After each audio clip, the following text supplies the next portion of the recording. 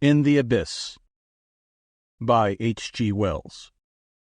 The lieutenant stood in front of the steel sphere and gnawed a piece of pine splinter. "What do you think of it, Steevens?" he said.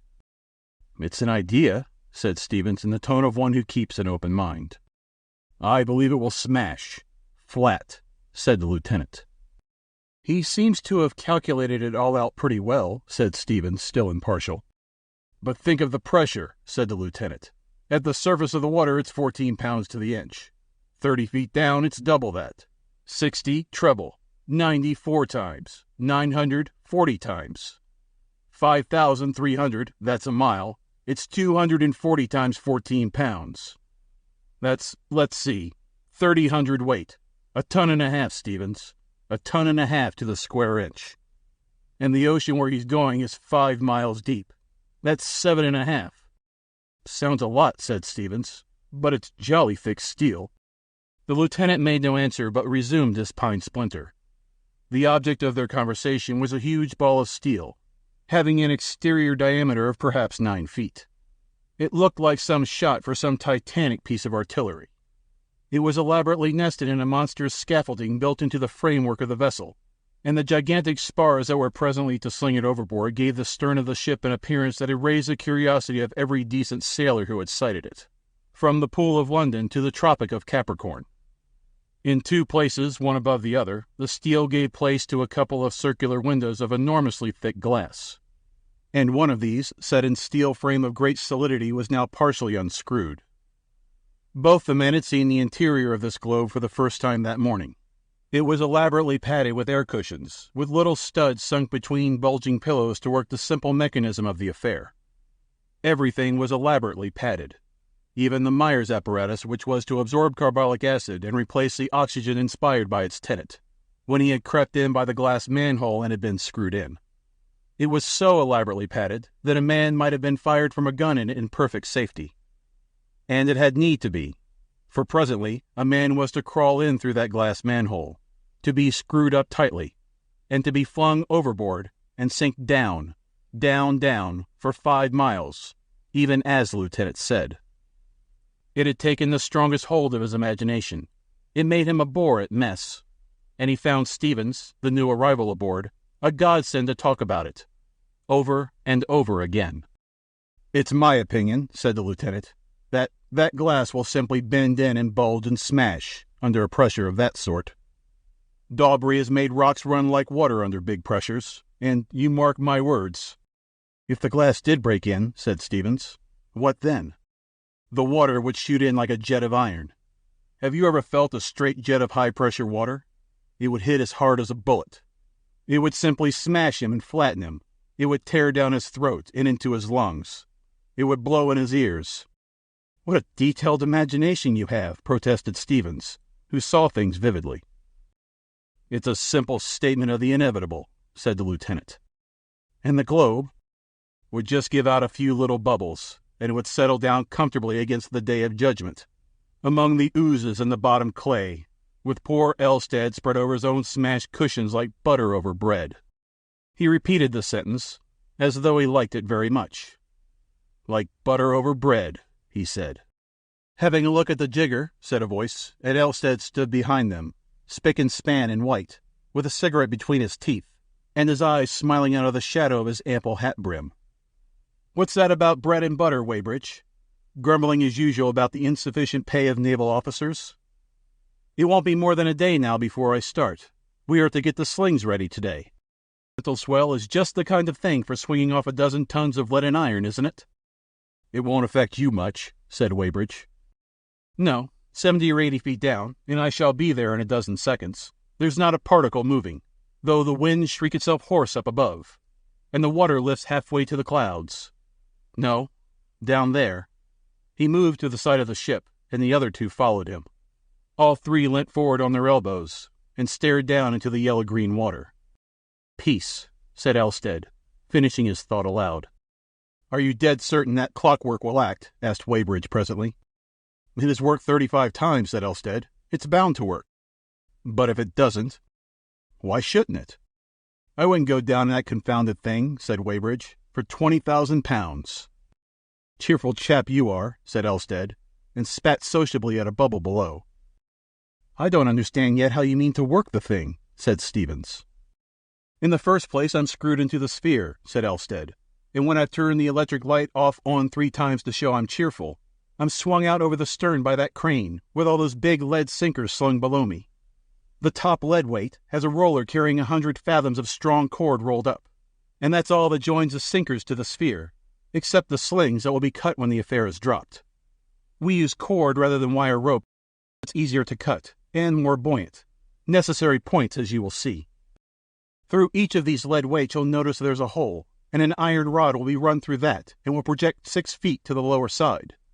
If that rod is rammed up from below, it knocks up a lever, and sets the clockwork in motion at the side of the cylinder on which the cord winds. Very well. The whole affair is lowered gently into the water, and the slings are cut.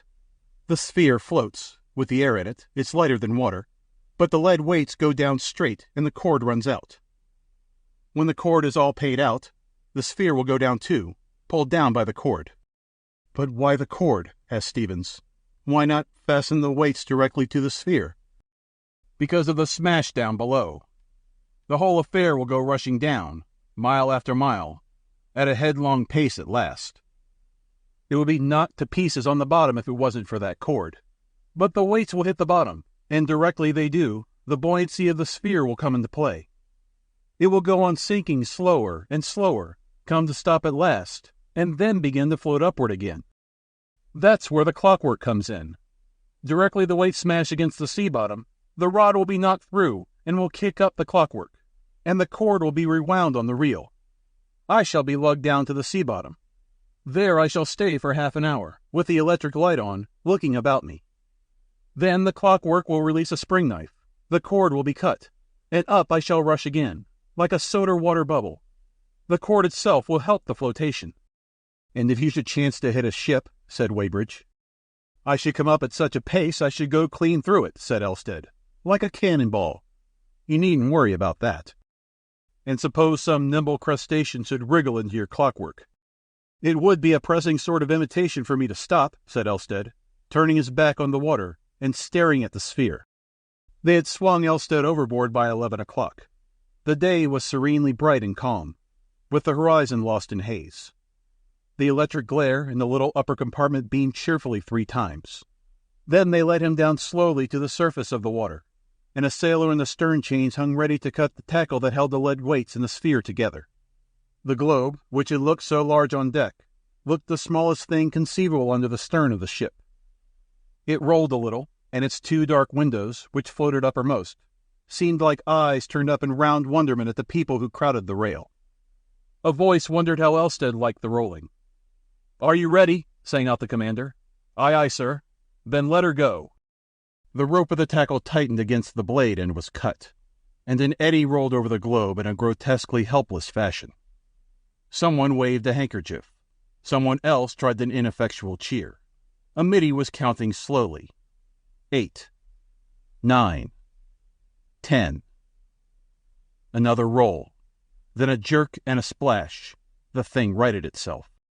It seemed to be stationary for a moment, to grow rapidly smaller, and then the water closed over it, and it became visible, enlarged by refraction and dimmer, below the surface.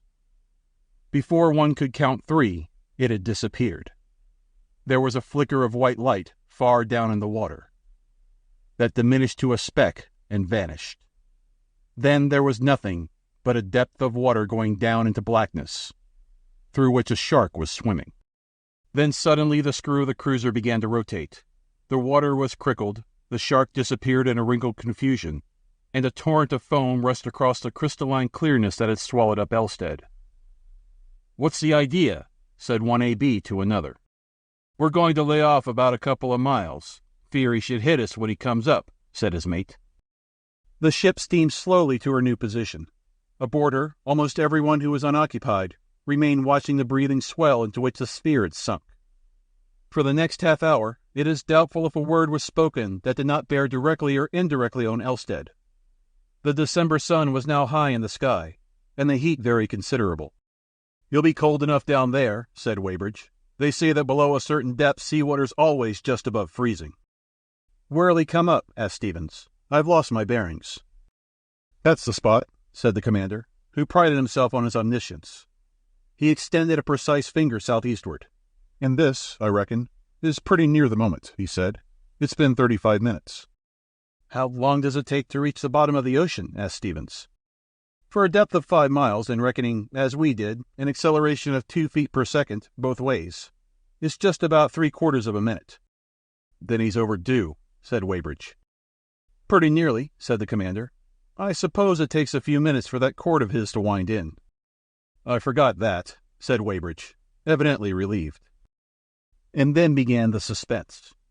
A minute slowly dragged itself out, and no sphere shot out of the water. Another followed, and nothing broke the low, oily swell.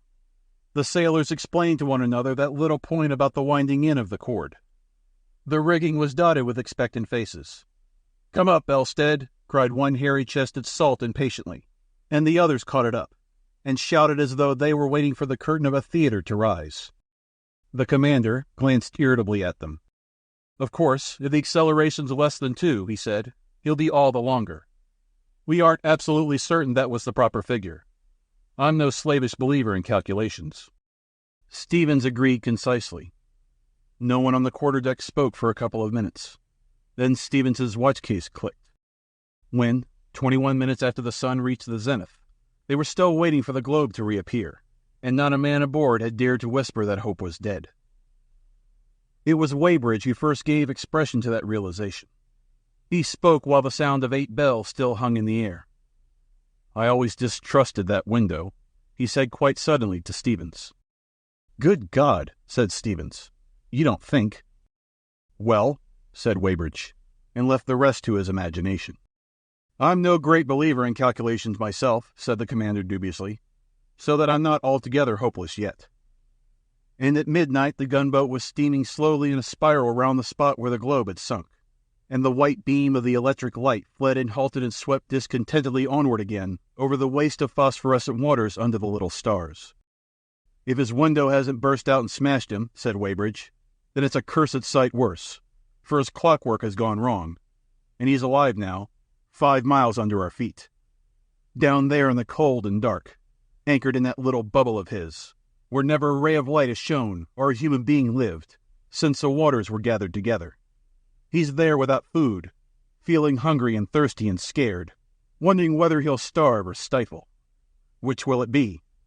The Myers apparatus is running out, I suppose. How long do they last?" "Good heavens!" he exclaimed. "What little things we are! What daring little devils! Down there, miles and miles of water, and all this empty water about us in the sky. Gulfs!" He threw his hands out, and as he did so, a little white streak swept noiselessly up the sky, traveled more slowly, stopped, became a motionless dot, as though a new star had fallen up into the sky. Then it went sliding back again, and lost itself amidst the reflections of the stars and the white haze of the sea's phosphorescence. At the sight he stopped, arm extended and mouth open. He shut his mouth, opened it again, and waved his arms with an impatient gesture. Then he turned, shouted, "Elstead ahoy!" to the first watch, and went at a run to Lindley and the searchlight. "I saw him," he said. "Starboard, there. His light's on, and he's just shot out of the water. Bring the light round. We ought to see him drifting when he lifts on the swell." But they never picked up the explorer until dawn. Then they almost ran him down. The crane was swung out, and a boat's crew hooked the chain into the sphere.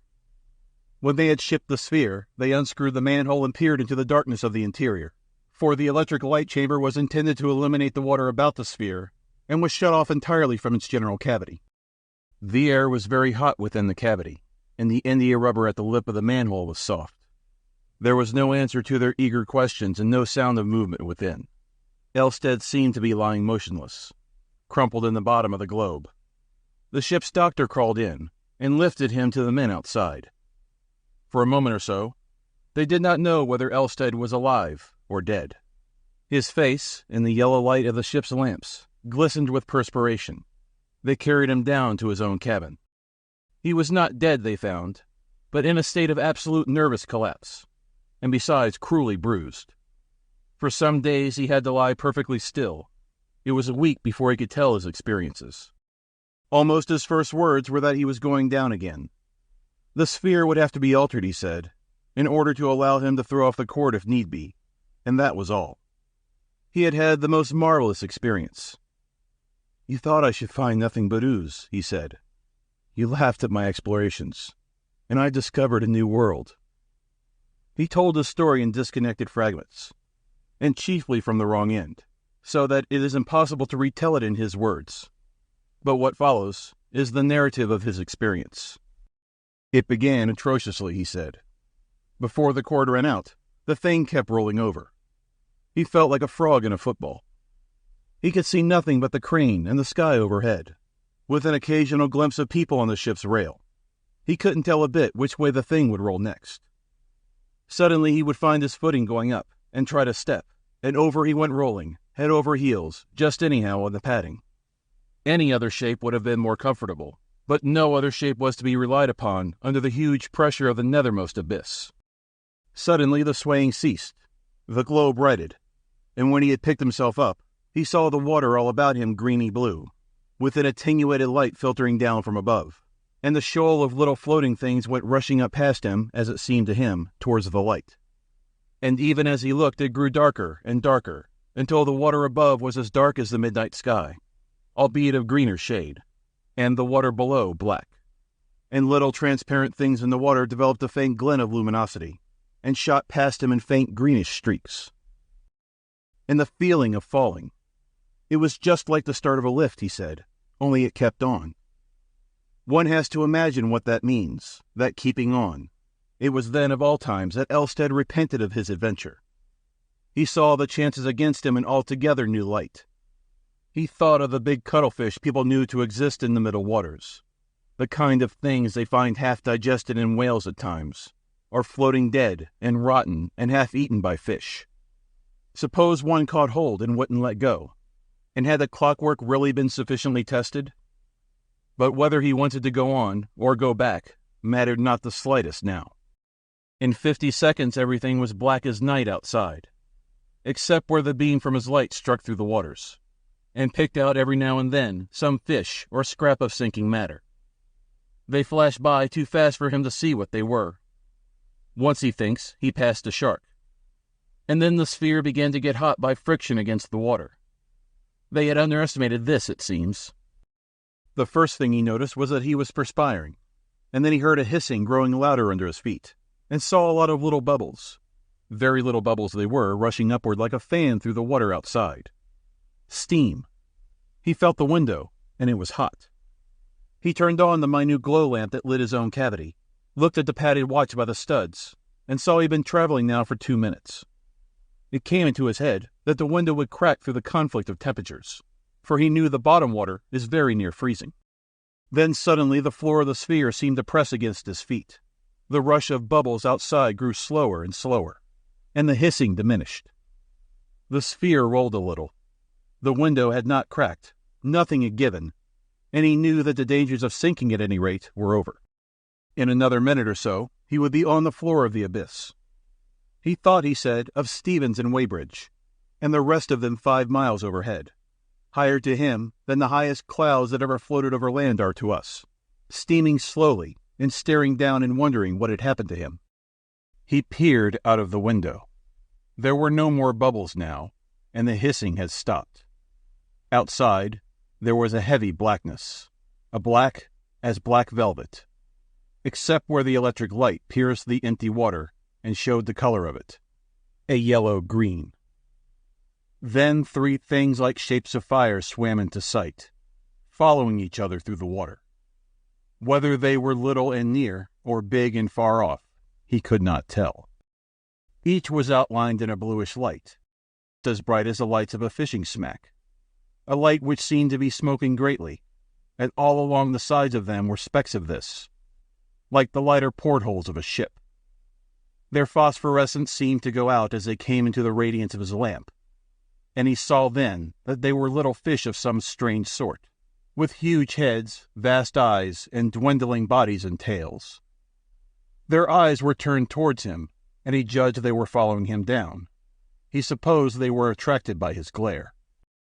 Presently others of the same sort joined them. As he went on down, he noticed that the water became of a pallid color, and that little specks twinkled in his ray like motes in a sunbeam. This was probably due to the clouds of ooze and mud that the impact of his leaden sinkers had disturbed. By the time he was drawn down to the lead weights, he was in a dense fog of white that his electric light failed altogether to pierce for more than a few yards, and many minutes elapsed before the hanging sheets of sediment subsided to any extent. Then, lit by his light and by the transient phosphorescence of a distant shoal of fishes, he was able to see under the huge blackness of the superincumbent water an undulating expanse of grayish-white ooze, broken here and there by tangled thickets of a growth of sea lilies, waving hungry tentacles in the air. Farther away were the graceful, translucent outlines of a group of gigantic sponges. About this floor there were scattered a number of bristling, flattish tufts of rich purple and black, which he decided must be some sort of sea urchin, and small, large-eyed or blind things having a curious resemblance, some to woodlice and others to lobsters, crawled sluggishly across the track of the light and vanished into the obscurity again, leaving furrowed trails behind them. Then suddenly the hovering swarm of little fishes veered about and came towards him as a flight of starlings might do. They passed over him like a phosphorescent snow, and then he saw behind them some larger creature advancing toward the sphere. At first he could see it only dimly, a faintly moving figure remotely suggestive of a walking man, and then it came into the spray of light that the lamp shot out. As the glare struck it, it shut its eyes, dazzled. He stared in rigid astonishment. It was a strange, vertebrated animal. Its dark purple head was dimly suggestive of a chameleon, but it had such a high forehead, and such a brain case as no reptile ever displayed before. The vertical pitch of its face gave it a most extraordinary resemblance to a human being. Two large and protruding eyes projected from sockets in chameleon fashion, and it had a broad reptilian mouth with horny lips beneath its little nostrils. In the position of the ears were two huge gill covers, and out of these floated a branching tree of coralline filaments, almost like the tree-like gills that very young rays and sharks possess. But the humanity of the face was not the most extraordinary thing about the creature. It was a biped. Its almost globular body was poised on a tripod of two frog-like legs, and a long thick tail, and its forelimbs, which grotesquely caricatured the human hand, much as a frog's do, carried a long shaft of bone, tipped with copper. The color of the creature was variegated. Its head, hands, and legs were purple, but its skin, which hung loosely upon it, even as clothes might do, was a phosphorescent gray. And it stood there, blinded by the light. At last this unknown creature of the abyss blinked its eyes open, and shading them with its disengaged hand, opened its mouth, and gave vent to a shouting noise, articulate almost as speech might be, that penetrated even the steel case, and padded jacket of the sphere. How a shouting may be accomplished without lungs, Elstead does not profess to explain. It then moved sideways, out of the glare, into the mystery of shadow that bordered it on either side, and Elstead felt rather than saw that it was coming towards him. Fancying the light had attracted it, he turned the switch that cut off the current. In another moment something soft dabbed upon the steel, and the globe swayed. Then the shouting was repeated, and it seemed to him that a distant echo answered it. The dabbing recurred, and the whole globe swayed and ground against the spindle over which the wire was rolled. He stood in the blackness and peered out into the everlasting night of the abyss. And presently he saw, very faint and remote, other phosphorescent quasi-human forms hurrying towards him. Hardly knowing what he did, he felt about in his swaying prison for the stud of the exterior electric light, and came by accident against his own small glow lamp in its padded recess. The sphere twisted, and then threw him down. He heard shouts, like shouts of surprise, and when he rose to his feet, he saw two pairs of stalked eyes peering into the lower window and reflecting his light. In another moment hands were dabbing vigorously at his steel casing, and there was a sound, horrible enough in his position, of the metal protection of the clockwork being vigorously hammered. That indeed sent his heart into his mouth, for if these strange creatures succeeded in stopping that, his release would never occur. Scarcely had he thought as much when he felt the sphere sway violently, and the floor of it pressed hard against his feet. He turned off the small glow lamp that lit the interior and sent the ray of the large light in the separate compartment out into the water. The seafloor and the man-like creatures had disappeared, and a couple of fish chasing each other dropped suddenly by the window. He thought at once that these strange denizens of the deep sea had broke the rope, and that he had escaped. He drove up faster and faster, and then stopped with a jerk that sent him flying against the padded roof of his prison. For half a minute, perhaps, he was too astonished to think. Then he felt that the sphere was spinning slowly, and rocking, and it seemed to him that it was also being drawn through the water. By crouching close to the window, he managed to make his weight effective and roll that part of the sphere downward. But he could see nothing save the pale ray of his light striking down ineffectively into the darkness. It occurred to him that he would see more if he turned the lamp off, and allowed his eyes to grow accustomed to the profound obscurity. In this he was wise. After some minutes, the velvety blackness became a translucent blackness. And then, far away, and as faint as the zoatical light of an English summer evening, he saw shapes moving below. He judged these creatures had detached his cable, and were towing him along the sea bottom. And then he saw something, faint and remote across the undulations of the submarine plain. A broad horizon of pale luminosity that extended this way and that way as far as the range of his little window permitted him to see. To this he was being towed, as a balloon might be towed by men out of the open country into a town. He approached it very slowly, and very slowly the dim irradiation was gathered together into more definite shapes. It was nearly 5 o'clock before he came over this luminous area, and by that time he could make out an arrangement suggestive of streets and houses grouped about a vast, roofless erection that was grotesquely suggestive of a ruined abbey. It was spread out like a map below him. The houses were all roofless enclosures of walls, and their substance being, as he afterwards saw, of phosphorescent bones, gave the place an appearance as if it were built of drowned moonshine.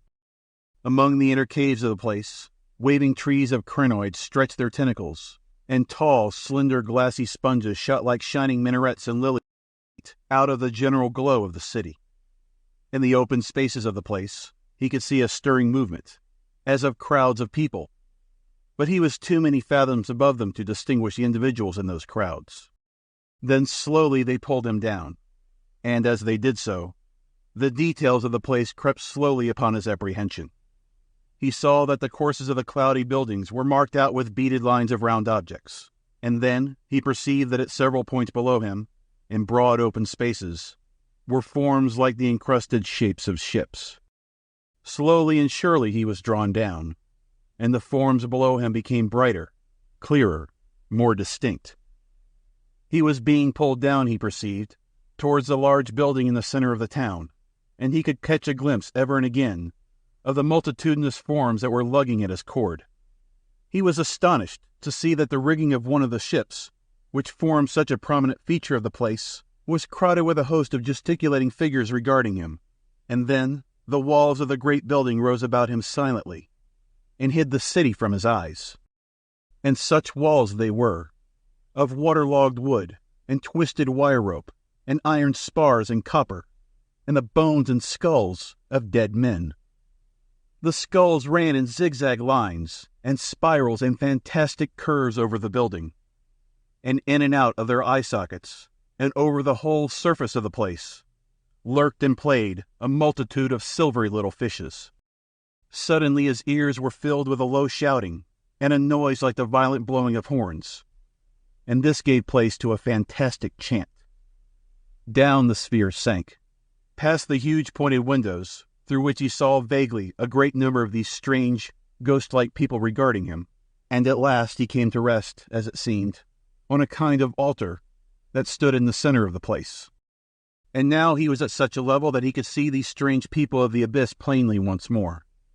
To his astonishment, he perceived that they were prostrating themselves before him, all save one, dressed, as it seemed, in a robe of placoid scales, and crowned with a luminous diadem, who stood with his reptilian mouth opening and shutting, as though he led the chanting of the worshippers.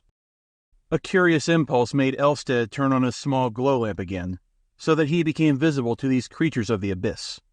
albeit the glare made them disappear forthwith into night. At this sudden sight of him, the chanting gave place to a tumult of exultant shouts, and Elstead, being anxious to watch them, turned his light off again, and vanished from before their eyes. But for a time he was too blind to make out what they were doing, and when at last he could distinguish them, they were kneeling again. And thus they continued worshipping him, without rest or intermission for a space of 3 hours. Most circumstantial was Elstead's account of this astounding city and its people, these people of perpetual night, who have never seen sun, or moon, or stars, green vegetation, nor any living, air-breathing creatures, who know nothing of fire, nor any light but the phosphorescent light of living things. Startling as is his story, it is yet more startling to find that scientific men, of such eminence as Adams and Jenkins, find nothing incredible in it. They tell me they see no reason why intelligent, water-breathing vertebrated creatures, inured to a low temperature and enormous pressure, and of such a heavy structure that neither alive nor dead would they float, might not live upon the bottom of the deep sea, and quite unsuspected by us, descendants like ourselves of the great theriomorpha of the new red sandstone age. We should be known to them, however, as strange meteoric creatures, wont to fall catastrophically dead out of the mysterious blackness of their watery sky. And not only we ourselves, but our ships, our metals, our appliances would come raining down out of the night. Sometimes sinking things would smite down and crush them, as if it were the judgment of some unseen power above, and sometimes would come things of utmost rarity or utility, or shapes of inspiring suggestion. One can understand, perhaps, something of their behavior at the descent of a living man, if one thinks what a barbaric people might do, to whom an enhaloed shining creature came suddenly out of the sky. At one time or another Elstead probably told the officers of the Ptarmigan every detail of his strange 12 hours in the abyss. That he also intended to write them down is certain, but he never did, and so unhappily we have to piece together the discrepant fragments of his story from the reminiscences of Commander Simmons, Weybridge, Steevens, Lindley, and the others. We see the thing darkly, in fragmentary glimpses, the huge ghostly building, the bowing, chanting people, with their dark chameleon-like heads and faintly luminous clothing. And Elstead, with his lights turned on again, vainly trying to convey to their minds that the cord by which the sphere was held was to be severed. Minute after minute slipped away, and Elstead, looking at his watch, was horrified to find that he had oxygen only for 4 hours more.